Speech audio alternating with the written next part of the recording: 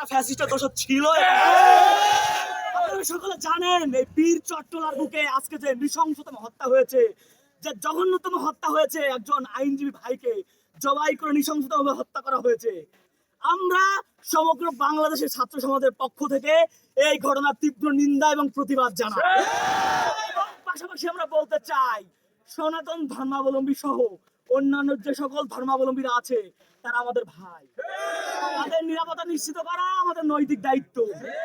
কিন্তু ইসকন সনাতন ধর্মের সাথে কোনোভাবেই সম্পর্কিত নয়।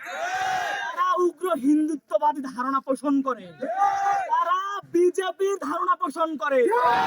স্বাধীন বাংলাদেশে ভারতীয় আগ্রাসন কোনোভাবে বরদাস্ত করা হবে না। আমরা বাংলাদেশের ছাত্র সমাজ যে দীর্ঘ পথ চলার মাধ্যমে যে বুকের তাজা রক্ত দিয়ে আমরা যে স্বাধীনতা অর্জন করেছি তা কোনোভাবেই ভুলণ্ঠিত হতে দিব না। যেভাবে আজকে আমাদের পক্ষ থেকে প্রতিবাদ জানানো হলো, অবিলম্বে এই প্রতিবাদের ধারা জারি থাকবে। এবং আগামীকাল বীর চট্টলার বুকের যে কর্মসূচি আছে, আমি আশা করি আপনারা সকলে অংশগ্রহণের মাধ্যমে প্রোগ্রামকে সফল এবং এবং আজকের এই নৃশংসতম হত্যায় যতগুলো দুষ্কৃতিকারী জড়িত আছে সকলকে দ্রুততম সময়ের মধ্যে আইনের আওতায় আনতে হবে। ধন্যবাদ সকলকে।